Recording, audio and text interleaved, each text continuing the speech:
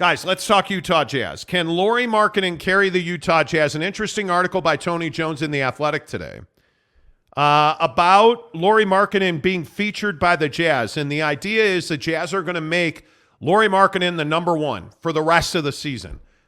My question is, why hasn't he been the number one for most of the season? Once he established himself as the alpha on this team, you should have been regularly feeding him the ball. And my question is, why hasn't that happened? But you know the first thing that came to my mind, Jake, when we were talking about this morning. Okay, so you're gonna make Lauri Markkanen the featured guy, right? What about Jordan Clarkson? And is Jordan Clarkson on board with that? Because my guess is not much is going to change, and maybe I'm being a cynic here, Jake. But do you see much changing with Lauri Markkanen? I mean, I think that not so much in his game, but I think they're going to try and be more intentional about putting him in successful situations. So, getting him on that mid-range, elbow extended area out to the sideline there and trying to get him in a favorable matchup. I think that's what they mean by featuring him. And I think, Jordan Clarkson, for all of this, Ryan Smith conversation and that side of Jordan Clarkson's season, if you set that aside, like Jordan's not having a bad season. I think he's having a productive season. And the trouble is that if you have JC and Lauri out there and the message to the public is that you're going to feature Lauri Markkanen, JC's going to have to give the ball up. But we all know that JC's not going to give the ball up. And so when they open up the second half on Thursday, the first thing that I'm going to be looking for is, what is the offensive flow like? What's the balance like? What are you actually trying to do? I know what you told me you're going to try and do. You're going to feature Lauri Markkanen. But I want to see what does that actually equate to? How does that translate on the floor? Because we've heard a lot of things from Will Hardy, and I'm not even criticizing Will Hardy, but we hear all the time like, hey, we got to do this better. We're going to try and do that, or whatever. It depends on the day, right? You always hear something. But ultimately, it feels like this team always devolves down into, hey, we made this mistake, or we didn't execute here or there, or whatever. Like, that's what I want to avoid. I want to see this team execute at a higher level for the last, whatever it is, 25 games here. Like, yeah. That's what I want to see. But is Lauri Markkanen an alpha? And this is my biggest concern with the Jazz and Lauri Markkanen, is that I don't know that Lauri is a clear-cut number one guy. I don't know that he's a dude that you can look at and say, go win me the game. Sure. Okay, but is he a guy where you can say, hey, bring this team together? Give me, because, by the way, in case you didn't see it today, Frank Jackson and Chris Dunn are on the ball club now. Thanks. Frank, who's been tearing it up in the G League, who I think it's long overdue, that he is somebody that I think you have to look at and say, hey, you know what? Frank Jackson's got to get a shot here. Great. Chris Dunn, the former Bull, who I think is wildly talented, absolutely has to get a shot on this team. Yeah. They're both going to be here. That's going to change the dynamic of this team. But my question is, who's the leader on this Utah Jazz bench right now? Who's the guy that you can look at and say, yep, that's our leader right there? Who's the face of this team?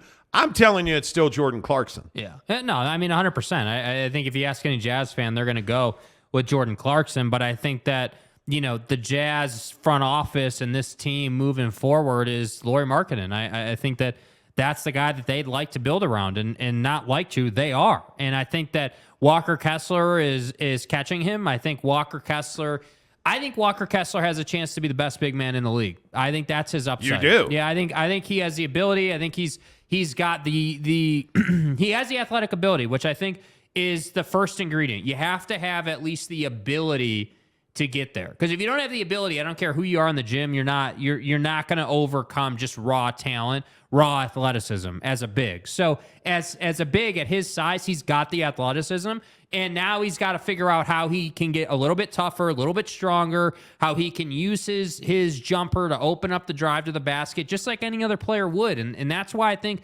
he is going to develop. You're going to see long strides through the summer from Walker Kessler. So if they can just play this string out, I'd love to see them break through the play-in and at least play one playoff series. I think that's top of the mountain this year.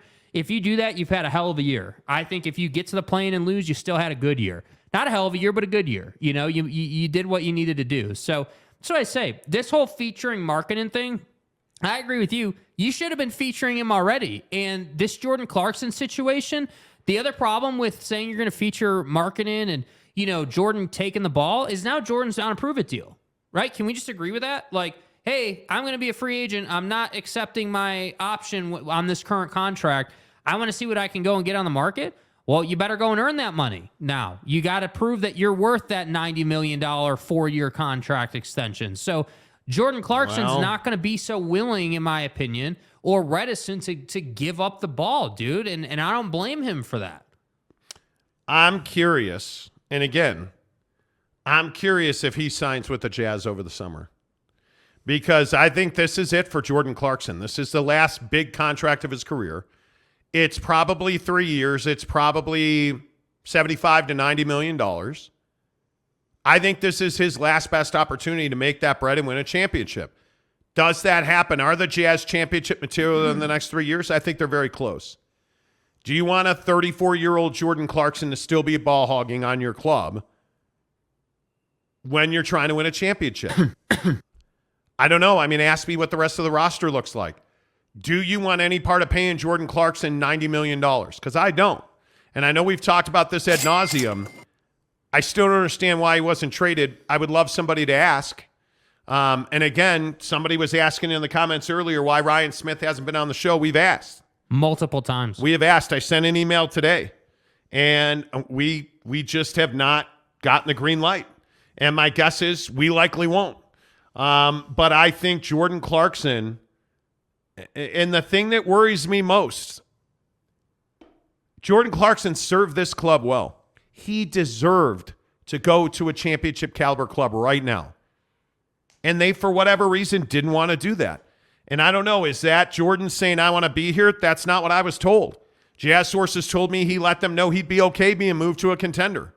And they just chose not to do that. I can tell you they had first-round picks offered to them for JC. It just didn't materialize.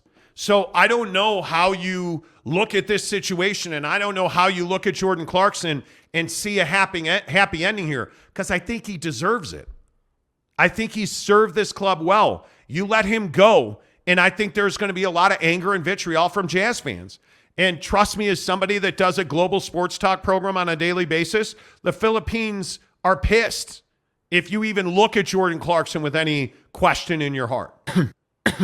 I think this is going to be a very difficult ending for Jordan Clarkson and the Jazz. Yeah, I agree, dude. I do not see them re-signing him. Yeah, well, and I think it's funny that the organization was like, yeah, we got to do right by Mike.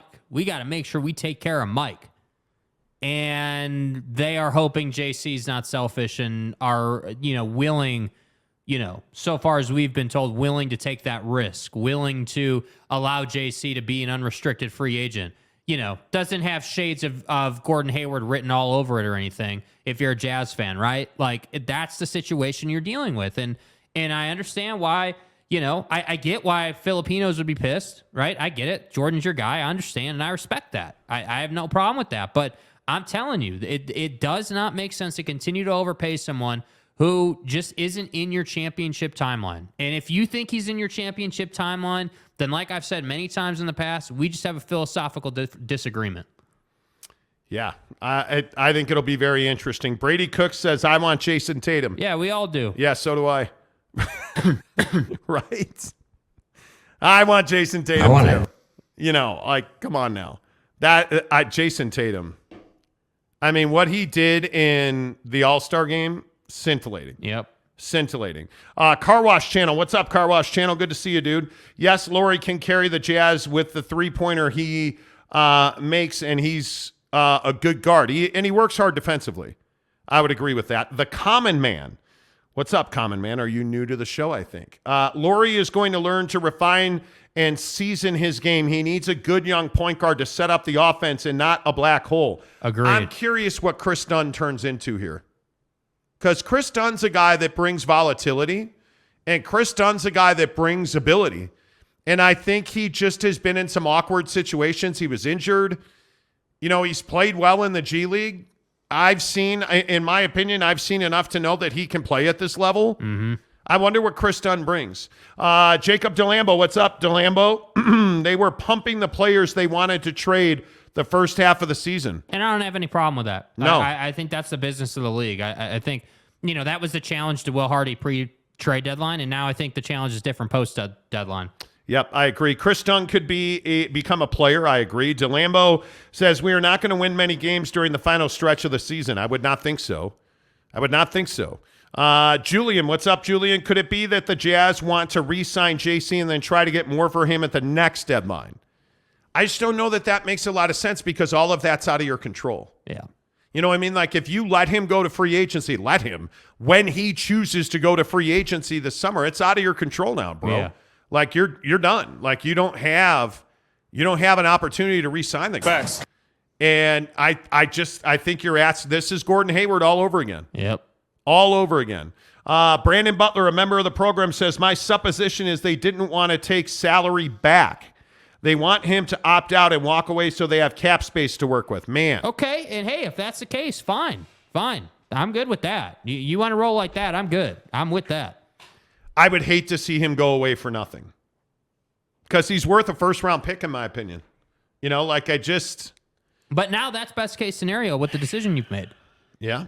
Ron McClure says, I want Kevin Durant. Never mind, Suns got him. Exactly. Facts, dude. Brandon Butler says, Danny has used this tactic in the past, and Danny DGAF if the fans like what he does. No, he doesn't.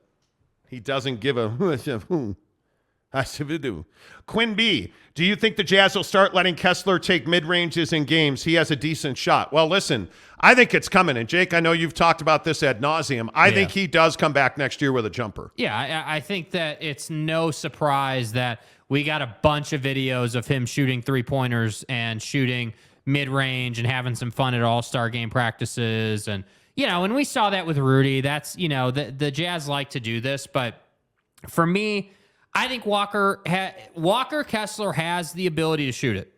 He does. He has a nice stroke for a big man, and I think he needs to take advantage of that. And I think, frankly, for the Jazz offense to be their best, they got to have him taking and making those shots. And you see it in Phoenix with DeAndre Ayton. You see Ayton all the time, probably, 7-8 times a game. We'll knock down a little elbow jumper. He'll hit a little turnaround, just opportunistically. They're not featuring him on the block, certainly, but opportunistically. When you've run 5 possessions in a row of like pick and roll or some variation of that, and the defense starts sagging and you're not keeping them honest, okay, go ahead and pull one, Walker. Like, that's what I think they want to do. That's the next incarnation of his game. And to me, once he's able to gain the defense's respect from the elbow, you're in a world of trouble because he can get his own. He can get his own going right, 100%. From the free throw line to the basket, he can go right. He's got a little spin move. He's got a little baby hook. Like, he's got some game. So to me, I absolutely think he comes back with it. Yep, talking Utah Jazz on the Monty Show. Thanks to our friends at Quick Quack Car Wash. They always bring you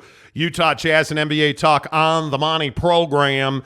I think that the other conversation here, though, to get it back is to Lauri Markkanen. Like, is Lauri Markkanen ever the best player on a championship team? I can't say that he is. No. I think he is. There is a certain level of, I don't know, what's the right way to say it? Soft. There's a wee bit of softness in Lauri's game, and I think that he certainly has shown he can be a number 2. I mean, the question is, how does his game change if there's an alpha at number 1? Yeah. If there's a Brad Beal at number 1, if there's a Jason Tatum at number 1, how does that change his game?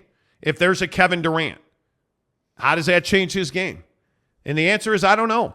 I think it'll be very interesting to see how it changes his game because I think Lauri now knows he's the best player on this team. And I think he's going to be here for a significant amount of time. And it would not surprise me if the Jazz built around him, but I think building around him means you got to go get a number 1. You got to go get a killer. Kevin Durant. Yeah. You know who I am. You got to go get a killer, in my opinion. Do you ever, what is his role on a championship team? Yeah, I think it's a number 2. I think Lauri is a dynamic number 2. I think he can be, a lethal number 2. I think he's got, again, it's his game plus a premier scorer. That's the most simple way to say it. Like, I don't have to tell you guys what Lauri can bring. You've watched him all year. You know that he can shoot it. He can get to the basket. He can dunk. He can finish. He's got a nice layup package. Like, he's got what he needs to be a good offensive player. The problem is, and what not a lot of people like to talk about with Lauri, is athletically, again, there's that word, right? He used it with Walker Kessler. Same deal here. Athletically, he's not as gifted as, some of the best in the league. So that prevents you from being a number one. He's a little bit slow with that first step. I'm not saying he's got a slow first step, but when you compare him to, the best in the league, he's a little slow with his first step. So it makes it tougher for him to break guys off or to be this dynamic wing player. Like, he's not that guy. But what he is a nice little three-point shooter, physical player, like, gets after it, like, he works hard. Like, he's a really solid number two. And that's why I'm saying it wouldn't surprise me at all if you kept him and then you went and got, whether Bradley Beal's the guy we always bring up, but whoever that name is, you went and got a number one. That would be an ideal path. Yeah, I think it would be interesting to me anyways to see how all of this plays out. Because the other thing I don't think is a slam dunk is that this team misses the playoffs. Because I don't think we have any idea who the LA Lakers are. Mm-hmm. I mean, I feel pretty good saying I think the Clippers are better. But if you look at the standings, I don't have it. I mean, do you really have a handle on who the Lakers are? Right now, I don't know that I do. LeBron James is talking about how the next 23 games are the most important 23 games of his career. Yeah. Right? Like, that sounds like a motivated killer to me. Mm-hmm. So I look at the Western Conference standings. I say to myself, okay, you're tied for 11th with Portland. Are you better than Portland right now? Probably not. Right? Like, are you better? Like, do you have a Dame-style player? You don't. No. You don't. Like, I look at the Lakers. They're 2 games out of a playoff spot. They're 4 games out of a 6th spot. I mean, they got a hell of a long road to go. And by the way, after that, San Antonio, the Rockets, they're not even in the equation. I look at Oklahoma City. I'm staring at Golden State wondering, You're a game in the playoffs. 1 game separates you from being out. Yeah. Is that a team that we believe in? I really like the Wiseman trade, but I look at this GP2 situation. I have no idea what happens there. Mm-hmm. I mean, if he contributes, right? I think there are so many unknown factors at the bottom of the Western Conference. I don't know how we're sitting here today thinking anything other than it's really possible for this Jazz team to go out and make a playoff run. I don't see any reason that we should count them out. Yeah, I don't agree with the assertion that they're going to lose a bunch of games. I think they will lose games, obviously, but they're definitely a play-in team, in my opinion. It's unacceptable for them not to be. You look at their road games, 2 in OKC, Dallas, Orlando, Charlotte, Miami. Mm-hmm. Okay, I mean, you're going to probably lose to OKC. Now, I think they're a better team than you. You should lose to Dallas. You're on par with Orlando. You're better than Charlotte, and I think you're going to contend with Miami. Right? Sacramento, you can beat Sacramento any single night. San Antonio, you should beat San Antonio. At Boston, you're probably losing that game. On a Friday afternoon at 5:30 Mountain Time, you're losing that game. Brooklyn, you're losing that game. You're probably losing that game. Right? And then you finish at the Lakers. That game against the Lakers could be a play-in game. Whoever wins that game could get in. Right? Like this game, we're going to announce tomorrow who we're going to against Denver on April 8th.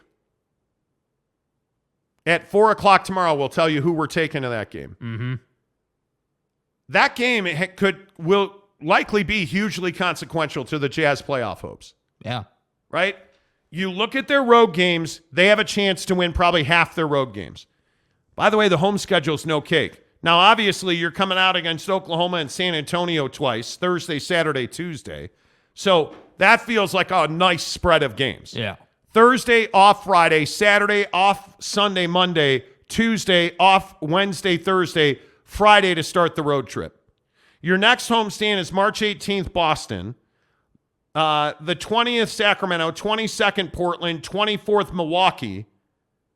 And then March 27th at home against Phoenix. Yeah. Like, you don't have an easy road to hoe here. I'm a man. I'm not saying it's going to be easy. But do we really think that we can just sit here and count out the Utah Jazz? I'm not at all. Well, I guess people are. Yeah. Well, and listen, PLL superfan forever, Sacramento is actually very good. Yeah, they're good, but you can beat them. You can beat them. But I'm telling you, Keegan Murray's the guy nobody's talking about. Nobody's talking about Keegan Murray. Ken Williams says, I don't want to get pissed again. Bye, guys. What are you pissed about? What are you getting pissed about, dude? I have no idea. Yeah, Riley O'Brien, what's up? The best RV salesman in Utah says, I'd still lean towards second best on a championship team. Agreed. Yep. Agreed. Brady Cook. But look how much Lauri has improved from last year to this year. He is good, but still needs help. Yes, he does. Quinn B. Who do you think the Jazz are looking to get in this year's draft? No idea. Yeah, it's hard to say, dude. I mean, no idea. You know, I think it's not as simple as who they want in the draft. It's a philosophical thing too. Like you have, you know, who they want in the draft versus, you know, where they'd be willing to trade, who's willing to trade. Like, you know, they've got all this draft capital, and that's what I'm saying. Like, this team is like, you got to view this team in windows. The first window is closed. The pre-deadline, you know, trade deadline window is closed. And this team is now different. And now you're going to see a team with Frank Jackson and Chris Dunn. And, you know, you're going to see bigger roles for some of these guys. Like, this team's different now. What does that look like? You know, so to me, it's like, how long is Colin Sexton going to be out? Like, how long is that hammy going to bother him? Like, you know, how much JC are we going to get versus Markkanen? Like, there's all these little things that you got to watch for. And I'm just telling you, man, I feel very, what's the right way to say this? I feel very positive about the future of this team. Mm-hmm. But I don't think Danny Ainge is looking to draft a bunch of dudes with his picks. I don't. Excellent strategy, sir. I think he's not built a team that way. And I think, yes, everybody says, well, he drafted Tatum and Brown. We built this program on NIL. What did he do before that?